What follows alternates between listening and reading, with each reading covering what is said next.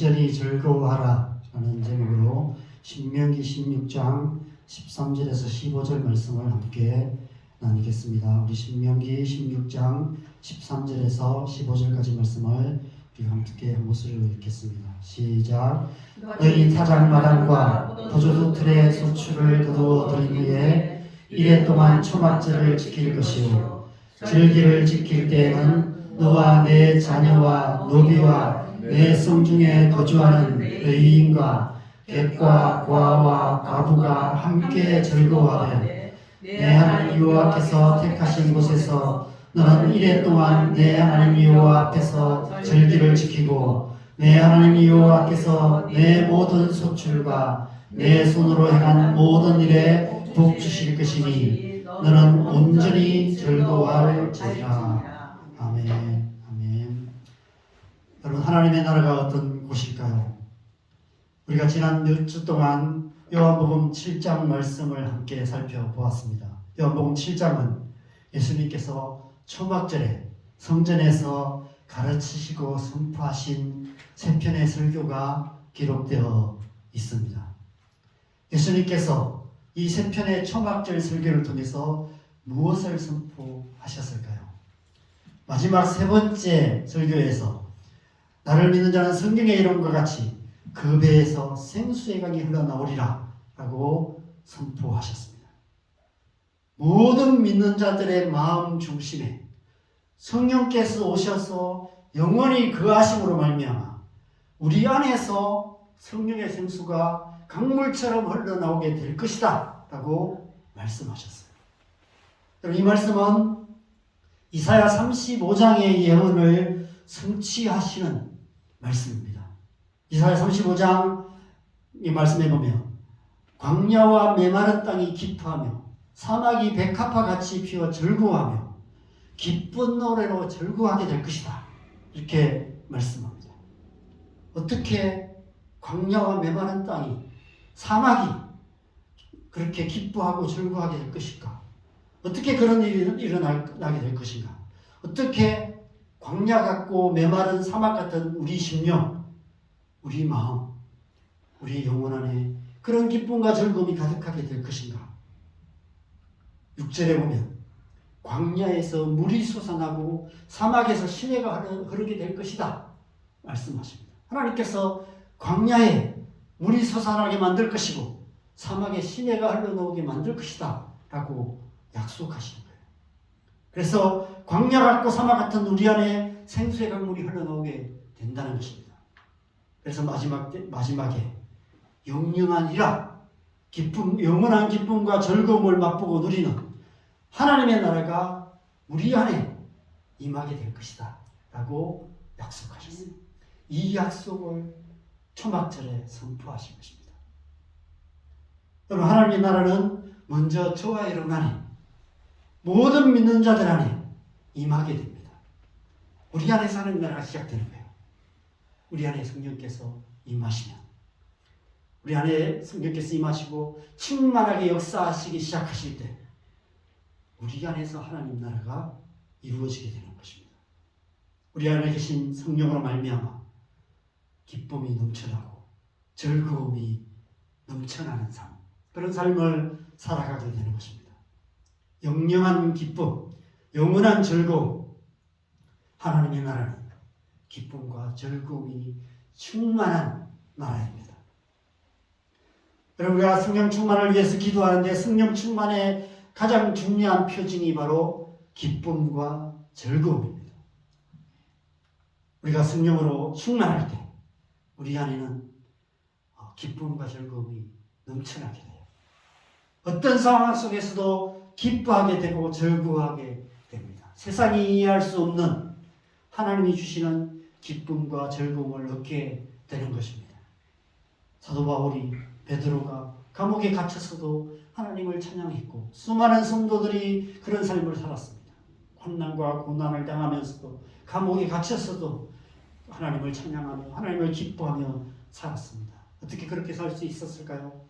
성령의 기쁨, 그 안에서 넘쳐나시는 성령의 은혜가 충만했기 때문에 하나님 나라가 그 속에 있었기 때문에 그런 삶을 살 수 있었던 것입니다. 그렇다면 왜 예수님께서 다른 절기가 아닌 초막절에 이 말씀을 선포하셨을까요? 오늘 본문을 보면, 오늘 13절을 보면 초막절은 한 해 농사가 끝나고 소출을 거두어 들이고 나서 그 거둔 소출을 창고에 들인 후에 지키는 절기입니다. 그래서 수장절이라고도 합니다. 우리가 오늘 이렇게 드리는 이 추수감사절이 바로 초막절이고 수장절입니다. 그런데 우리 오늘 본문을 보면 우리의 시선을 하나님 나라로 향하게 만드는 한 단어가 나옵니다. 14절과 15절에 즐거워하다라는 단어입니다. 즐거워하라라고 말씀하세요. 히브리어 사마흐라는 단어는 기뻐하다, 즐거워하다라는 뜻입니다. 이 단어는 하나님 나라의 중요한 표징이 되는 단어입니다. 기쁨과 즐거움, 하나님 나라의 가장 중요한 표징이 바로 기쁨과 즐거움이기 때문입니다. 그렇다면 이런 질문이 생길 수 있습니다. 이 세상에도 얼마든지 기쁨이 있고 즐거움이 있지 않냐? 그렇다면 이 세상도 천국이 아니냐? 이렇게 말할 수 있겠죠. 그래서 많은 사람들이 지상 천국을 꿈꿉니다. 하나님 없는 천국.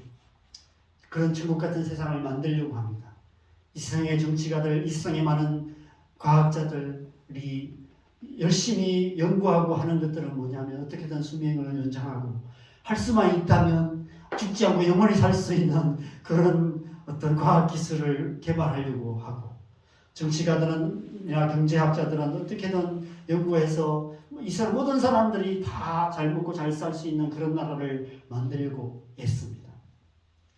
그 옛날 바벨탑을 쌓으면서 하나님 없는 천국을 꿈꾸었던 그 헛된 꿈을 지금도 여전히 인류는 꿈꾸고 있습니다. 그런데 오늘 본문에는 이 세상에 있는 유사한 기쁨과 즐거움과 확연히 구별되는 하나님 나라의 기쁨과 즐거움이 되는 두 가지 차이점을 말하는 두 단어가 함께 기록되어 있습니다. 이 즐거워하다라는 단어를 수식하고 있는 두 단어가 있습니다. 14절에 함께라는 단어와 15절에 온전히라는 단어입니다. 하나님의 나라는 함께 온전히 기뻐하고 즐거워하는 나라입니다. 내 혼자 기쁘고 즐겁게 잘 사는 것이 하나님 나라가 아닙니다. 그냥 잠깐 한때 잠깐 기뻐하고 즐거워하며 살다가 삶의 대부분의 순간 맨날 걱정하고 염려하며 살아가는 것은 하나님 나라의 삶이 아닙니다.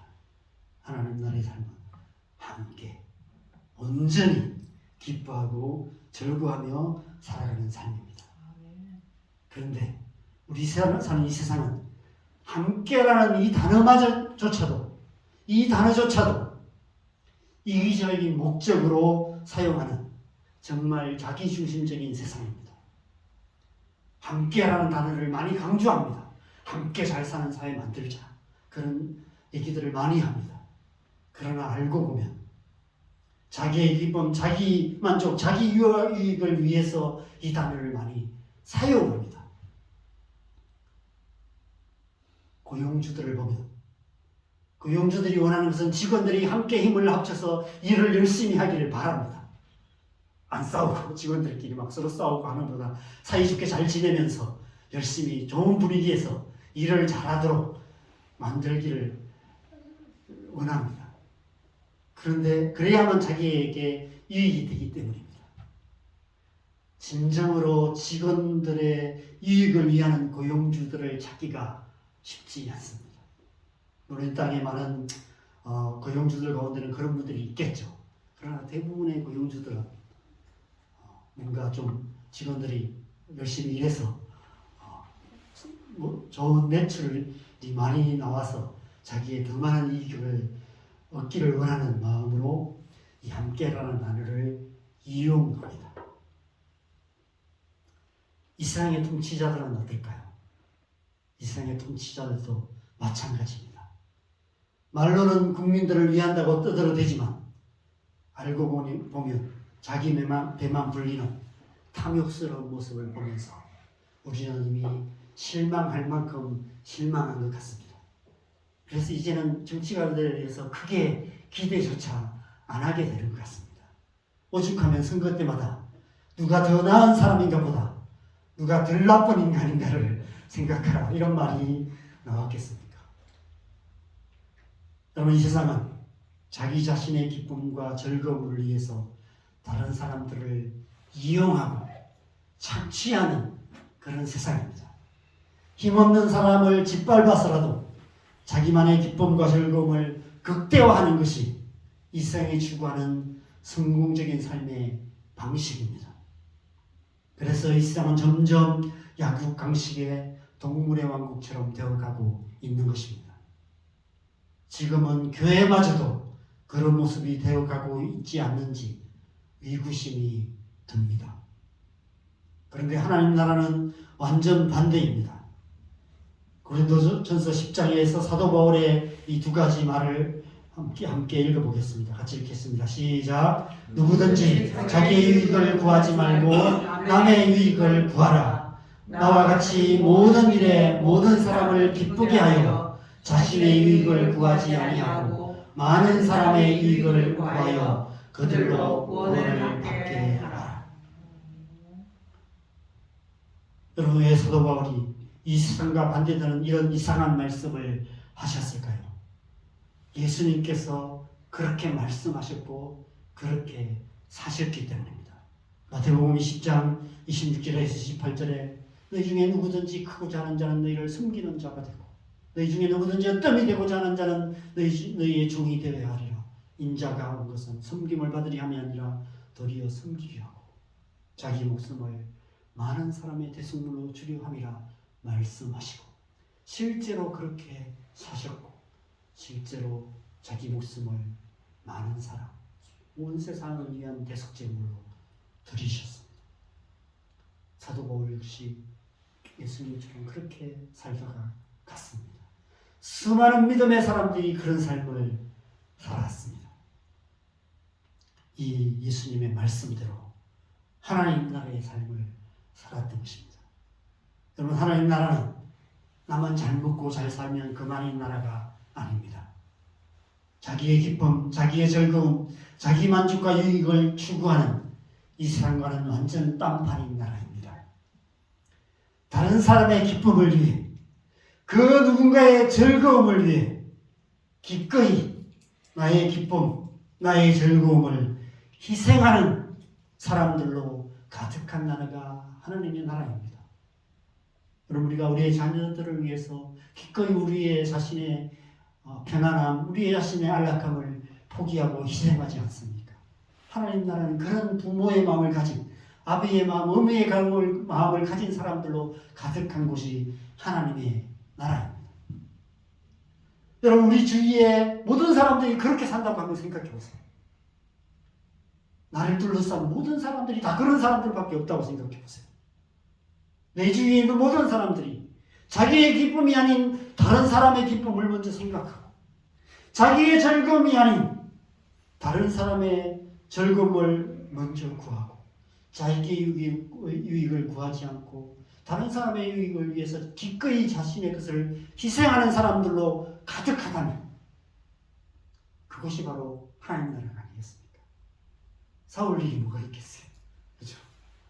다툼이 뭐가 있겠습니까? 그렇게 살아가는 곳이 얼마나 행복한 나라가 되겠습니까? 하나님 나라는 그렇게 함께 기뻐하고 함께 즐거워하는 나라가 하나님의 나라입니다. 하나님께서 초막절 절기를 지키라 명하신 이유가 그 때문입니다. 초막절 절기는 나중에 이 초막 광야에 있는 동안 지켰던 절기가 아닙니다. 광야를 지나서 가나안 땅에 들어가면 너희가 이 절기를 지키라 라고 명하셨어요. 왜 가나안 땅에 들어가서 이 절기를 지키라고 하셨을까요? 여러분, 광야에서는 모든 백성들이 40년 동안을 만나와 메추라기를 먹었고 반석에서 솟아나는 샘물을 마셨습니다. 다 똑같은 음식을 먹었고요. 다 똑같은 샘물을 마셨습니다. 다 똑같은 천막을 짓고 살았어요. 더 잘 사는 사람도 없고 더 못 사는 사람도 없었습니다. 부족한 사람도 없고 남는 사람도 없었습니다. 하나님께서 주시는 기쁨과 즐거움을 다 함께 맛보고 다 함께 누리며 그렇게 살았습니다. 하나님 나라의 삶을 살았어요. 염려할 것도 없고 걱정할 것도 없었어요. 시기할 것도 없었어요. 다 똑같으니까. 부족함이 없었기 때문에 걱정할 것이 없었습니다. 내일 일을 위해서 염려할 게 없었어요. 내일 아침에는 어김없이 만나가 내릴 것이기 때문에. 오늘 뭔가 내일 양식을 미리 준비할 필요도 없었습니다. 미래를 위해서 뭔가 준비할 필요가 없었어요. 그냥 하루하루 하나님 주시는 것으로 만족하며 살 수 있었습니다. 옆 사람 보면서 경쟁할 필요가 없었어요. 옆에 사람은 더 많이 가졌는데 나는 왜 그밖에 없지? 이런 생각을 할 필요도 없었습니다. 자기의 연약함 때문에 낙심할 것도 없었어요. 왜냐하면 약한 자나 강한 자나 똑같은 것을 받았기 때문에. 그죠? 똑같이 필요를 채워줬기 때문에. 그랬어요. 그런데 그런 삶이 가나안 땅에서도 계속될 수 있었을까요? 그럴 수가 없었습니다. 왜냐하면 가나안 땅에 들어가서는 이제 하늘에서 내리는 만나와 메추라기가 그쳤고 자기 손으로 땅을 일구어서 곡식을 가꾸고 그 열매를 먹어야 했기 때문입니다. 그러면 어떤 일이 생길까요? 때론 개인의 탁월한 능력과 성실성의 차이로 인해 때로는 어찌할 수 없는 어떤 외적인 상황이나 환경으로 인해 빈부의 격차가 생길 수밖에 없었습니다. 그보다 더 큰 원인은 각 사람들 안에 있는 이기적인 욕심이 이제 광야에서는 잠잠했는데 가나안 땅에 들어가서는 이제 그 욕심이 생기기 시작해요. 왜냐하면 이제 어떤 농사를 지었는데 어떤 사람은 더 많은 소출을 얻고 나는 나의 소출은 반밖에 안 되니까 왜 저 사람 더 많지? 한 해, 두 해 하다 보니까 어떤 사람은 점점 더 잘 살고 우리 삶은 점점 더 어려워지는 일이 생기게 되는 거예요. 그런 일들이 반복되어 하다 보면 이제 계속해서 가진 자는 더 많이 갖기 위해서 애쓰고 이런 일들이 생기게 되고 서로 시기하고 질투하는 일들이 생기게 되는 것입니다. 이기적인 욕심이 계속해서 일어나게 되는 거예요. 그래서 점점 더 빈부의 격차가 커져가는 것입니다. 하나님께서 그 사실을 모르셨을까요?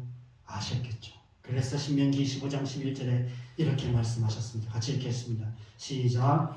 땅에는 언제든지 가난한 자가 그치지 아니하겠으므로 내가 네게 명령하여 이르노니 너는 반드시 내 땅 안에 내 형제 중 곤란한 자와 궁핍한 자에게 네 손을 펼치리라.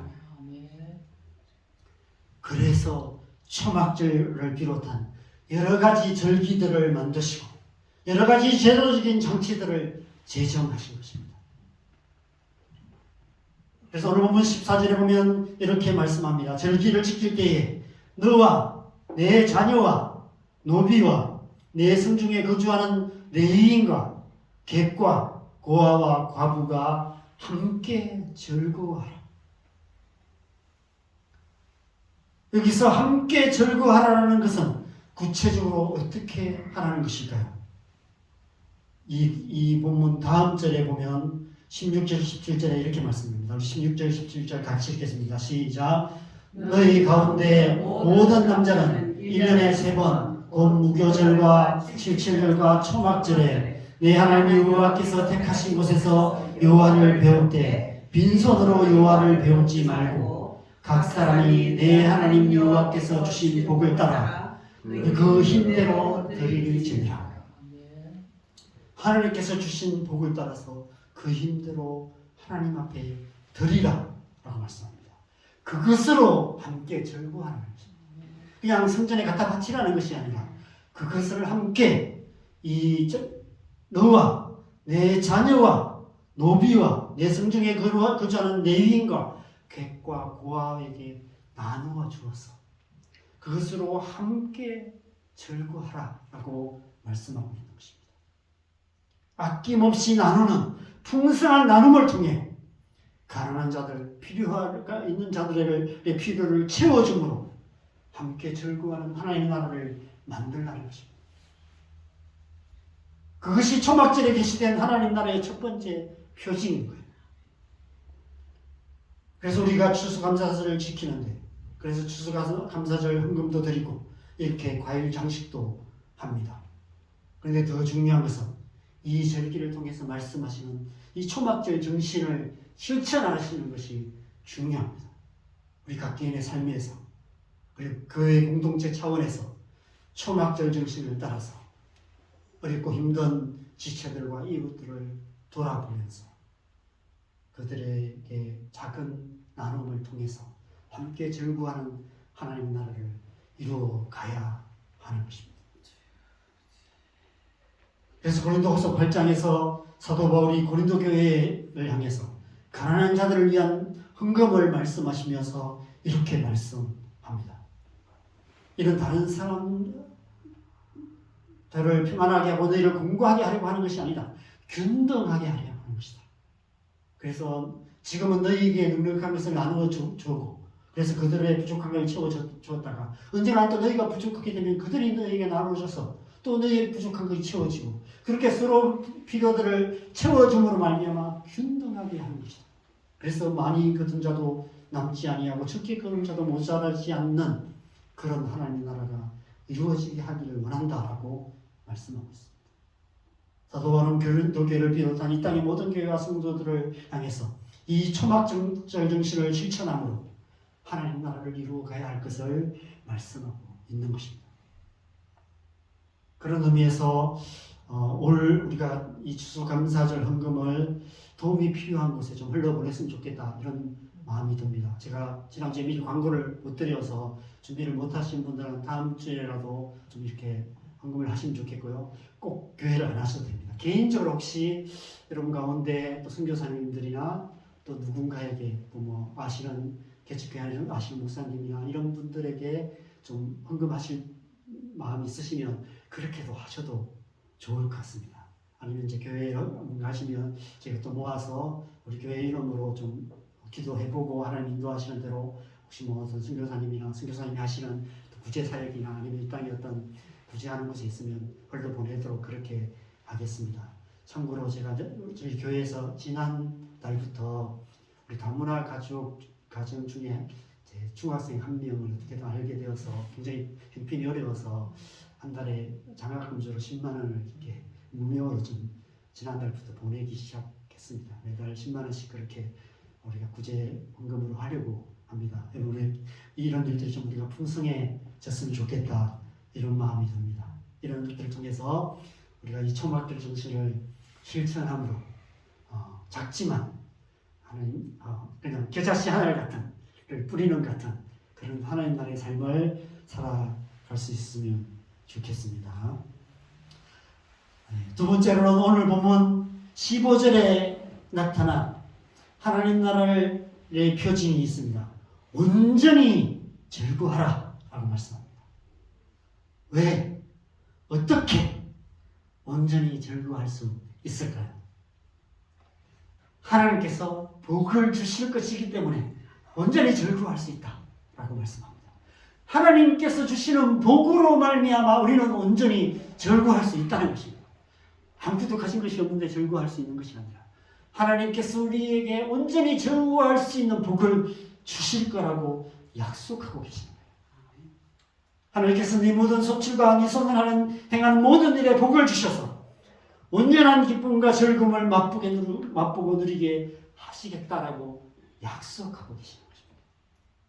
이 약속은 하나님 나라를 향한 약속이에요. 아마 초막절에서 이 말씀을 기억하면서 하나님의 약속을 붙드는 믿음의 결단을 하는 시간들을 갖지 않았을까 생각합니다. 이 추수감사절이 그런 시간인 것 같아요. 하나님의 은혜 감사할 뿐 아니라 그 하나님의 은혜를 끝까지 의지하며 살아가기로 믿음의 결단을 하는 시간, 이 시간이 추수감사절이 아닐까 생각합니다. 여러분, 왜 이 세상에는 이런 온전한 기쁨과 즐거움이 없을까요? 이 세상은 우리 자신을 의지하기 때문에 우리 자신의 힘과 노력으로 그것을 만들어야 하고 없으면 어떻게든 쟁취해야 하고 싸워서라도 빼앗아야 하고 그래서 자기 것으로 만들어야 하고 만들어야 할 뿐 아니라 우리 작은 손으로 그것을 지켜야 하기 때문에 그래요. 그래서 많이 가진다고 해서 평안이 있는 것이 아니에요. 또 그것을 지켜야 하기 때문에 또 실수가 없어요. 그렇게 살아갈 수밖에 없습니다. 어떻게든 많은 것을 모아서 창고에 가득가득 쌓아놓고 그것을 지켜야 하기 때문에 또 실수가 없어요. 아무리 많이 가져도 여전히 기쁨이 없고 즐거움이 없습니다. 미래에 대한 염려와 두려움과 불안감에 한시도 마음 편히 살 수가 없습니다. 저희 시골에서 저희 부모님, 이제 아버지와 이제 동생이 주로 하니까 저희 막내 동생이 딸기 농사를 짓는데 매년 딸기 농사를 지음에도 불구하고 그래서 막 연구를 열심히 합니다. 어떻게 하면 언제 심고 어떻게 모종을 하고 하면 잘 되겠다 이런 걸 연구하고 그렇게 열심히 하고 정말 열심히 일하거든요. 그런데 수출이 많이 안 나올 때가 더 많아요. 그래서 뭐 어떤 때는 올해는 모종이 좋아서 딸기가 많이 나오겠다 이렇게 생각했는데 처음 잠깐 많이 나오다가 갑자기 막 이게 또 그 이후에는 잘 안 나오고 이런 때가 많고 또 처음에 많이 안 나와서 값이 좋을 때는 많이 안 나오고 나중에 또 뒤에 값이 떨어질 때 많이 나와서 일만 많고 서두로 많이 굵고 이런 일들도 많이 많고 어떤 때는 참 좋아서 잘 나왔는데 갑자기 하룻밤에 갑자기 막 날씨가 너무 추워갖고 냉해를 입어갖고 딸기가 다 기형이 되어서 한동안 수출이 안 나오고 이런 일들이 계속 반복됩니다. 농사라는 것이 사람의 힘만으로 할 수 없다는 사실을 뼈저리게 깨닫는 그런 시간이에요. 그런데도 우리 동생이 아직 하나님을 알지 못하기 때문에 여전히 또 맨날 고민하고 있습니다. 빨리 하나님 앞에 나오기를 좀 기도하고 있는데 기도해 주시면 좋겠어요. 농사만 그럴까요? 우리 인생의 모든 일이 다 그렇습니다. 지난주 우리 이제 아이들이 수능을 쳤는데 어떤 분들이 그런 얘기를 해요. 자신이 있는 과목은 망치고 오히려 부족하다고 생각했던 과목이 잘 치는 그런 일들이 많이 있었다고 이야기를 합니다. 열심히 공부한 아이들이 시험을 망치기도 하고 이게 별로 열심히 안 했는데도 좋은 성적을 받는 일들도 많이 있습니다. 우리의 힘과 우리의 열심과 노력도 중요하지만 그것만으로 살 수가 없습니다. 그것이 우리 인생의 온전한 기쁨과 즐거움을 보장해 주지 않습니다. 온전한 기쁨과 즐거움은 오직 하나님께서 주시는 복으로만 가능합니다. 그런데 하나님은 우리에게 복 주시기를 기뻐하시는 분이십니다. 하나님을 믿고 하나님을 의지하는 자에게 하나님은 복 주시는 하나님이십니다.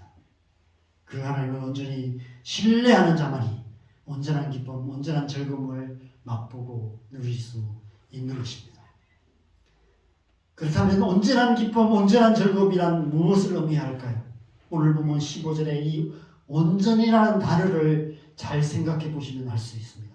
이 단어의 히브리어는 아크라는 단어입니다. 그런데 이 아크라는 단어는 확실히, 아직, 바로 지금, 오직, 바로 지금 이런 뜻들이 있습니다. 확실히, 오직, 바로 지금 이런 뜻이 있습니다.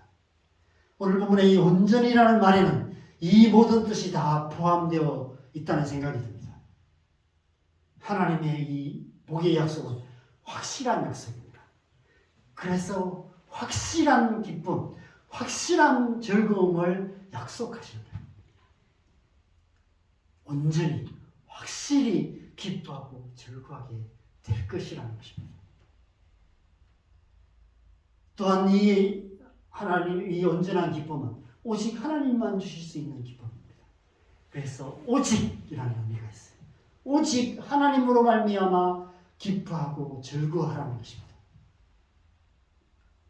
그리고 그것은 바로 지금, 언젠가는이 아니라 저 천국에 가서가 아니라 지금 열심히 신앙생활 잘하면 한 5년쯤 후, 10년쯤 후, 노년에 그렇게 되는 것이 아니라 바로 지금, 오늘 이 순간 온전한 기쁨, 온전한 즐거움을 맛보고 누릴 수 있다는 것입니다. 하나님은 지금 여기 우리와 함께 계시는 하나님이시기 때문에 그렇습니다.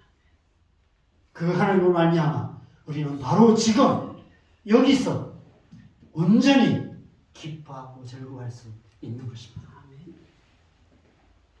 그래서 마태복음 6장 25절 이후에 목숨을 위해 무엇을 입을까, 무엇을 마실까, 무엇을 먹을까 염려하지 말라 말씀하시며, 그런즉 너희는 먼저 그의 나라와 그 일을 구하라. 그리하면 이 모든 것을 너희에게 더하시려. 그러므로 내일을 위하여 염려하지 말라. 내일 일은 내일이 염려할 것이요 한날의 괴로움은 그날의 족하니라라고 말씀하십니다. 그런데 여러분, 우리 사는 이 세상은 한결 하나같이다 내일을 염려하며 살아가는 세상입니다. 다 내일을 준비하며 살아가요. 안정된 미래를 위해서 오늘을 희생하는 삶, 그것이 그런 삶을 살아가고 있습니다. 현재의 삶에 맛보고 누리는 기쁨과 즐거움, 온전한 기쁨과 즐거움을 포기하고 살아가고 있어요. 그것이 무엇인지 알지 못하는 세상입니다. 헨리 나웰이 지금 여기 우리와 함께 하시는 하나님이라는 제목의 책에서 현재의 삶을 사는 것에 대해서 말씀하세요. 그리스도의 삶은 현재를 살아가는 것이다. 현재의 삶을 살아가는 것이다. 그런데 많은 사람들이 과거의 어떤 실수, 과거의 실패, 과거의 상처에 매여서 현재의 삶을 제대로 살지 못하고 과거로 퇴행하고 있다라고 얘기합니다. 과거의 그림자에 살고 있는 사람이 너무 많다라고 얘기합니다. 그리고 반대로 미래에 대한 막연한 두려움과 염려 때문에 현재의 삶을 잃어버리고 미래로 도피하는 삶을 살아가고 있다라고 말하고 있습니다. 현재의 삶에 깊이 뿌리 내리지 못하고 텅 빈 현재를 살아가고 있는 거예요. 현재의 삶은 주인 없는 삶을 살아가고 있다는 것입니다. 여러분, 오늘날 이 세상에는 과거의 어두운 그림자에 숨어서 아니면 불확실한 미래에 대한 막연한 두려움에 몸이 얼어붙어서 현실 도피적인 삶, 중독적인 삶을 살아가는 사람들이 많이 있습니다. 때론 저와 여러분의 삶의 어떤 부분, 어떤 모습 속에서도 그런 모습들이 많이 있습니다. 우리에게 예수님의 십자가로 말미암는 용서와 회개의 은혜가 필요한 이유는 과거의 그 실패와 실수와 과거의 상처와 그 어두운 그림자로부터 벗어날 수 있는 길이 그 길밖에 없기 때문에 용서하고 회개하는 것입니다. 회개하고 용서하는 것을 통해서 우리는 과거로부터 벗어날 수 있어요. 자유함을 얻을 수 있습니다. 예수 그리스도의 십자가 앞에서 용서와 회개를 통해서 죄책감과 원망이라는 과거의 망념을 떨쳐버릴 때 우리는 현재의 삶 속에서 우리에게 주시는 참된 자유를 맛보고 누릴 수 있는 것입니다. 그렇다면 불확실한 미래에 대한 막연한 두려움은 어떻게 해야 할까요? 여러분, 그것은 마귀로부터 오는 거짓된 망상에 불과합니다. 여러분, 가만히 생각해보면 이 세상 그 어디에도 안전한 곳은 없습니다. 절대적으로 안전한 곳은 없어요. 우리의 미래는 절대적으로 안전하지 않습니다. 우리의 인생에 내일이 있을까라는 보장이 없어요. 우리가 발 딛고 살아가는 이 땅, 안전한 곳이 아무것도 없습니다. 우리가 아무 생각 없이 편하게 차 타고 다니고 운전하고 다니지만 저 자동차만큼 위험한 도구가 없습니다. 1년에 수만 명의 사람들이 교통사고 목숨을 잃어요. 전쟁이 나도 요즘은 그만큼 안 죽습니다. 그런데 우리가 1년 동안 우리나라에 교통사고로 죽는 사람들이 수만 명에 달해요. 그 많은 사람들이 그런 위험한 곳을 우리가 살아가고 있어요. 너무 그런 일이 많기 때문에 그냥 무감각할 뿐이에요. 그거 다 생각하면 못 살아요. 불안해서. 저 하늘도 안전하지 않습니다. 하늘에서 너무 많은 비가 내려서, 그렇죠? 스페인에는 뭐 그냥 7시간 만에 몇 년치 비가 한꺼번에 내려서 그냥 수많은 사람들이 한꺼번에 목숨을 잃는 그런 일들이 일어납니다. 지구 곳곳에서 일어나는 지진과 자연재해만 봐도 지금 우리가 얼마나 불안정한 하늘과 땅 사이를 살아가고 있는지를 알 수 있습니다. 성경은 언젠가는 이 하늘과 저 땅에 하나님의 종말이 있을 것을 말씀하세요. 베드로후서 3장 10절에 보면 주의 날이 도둑같이 올 것이다. 그날에는 하늘이 큰 소리로 떠나가고 물질이 뜨거운 물에 풀어지고 땅과 그 중에 있는 모든 일이 다 드러나게 될 것이다 말씀합니다. 그런데 12절 13절에 이렇게 말씀합니다. 같이 읽겠습니다. 하나님의 날이 임하기를 바라보고 간절히 사모하라. 그날에 하늘이 불에 타서 풀어지고 물질이 뜨거운 불에 녹아지려니와 우리는 그의 약속대로 의가 있는 곳인 새 하늘과 새 땅을 바라보도다. 아멘. 우리가 안정감을 두고 살아가는 이 땅이 안전하지 않다고 말합니다. 우리가 이 땅에 안정감을 두고 살아가서는 안 되는 이유가 바로 이 때문입니다.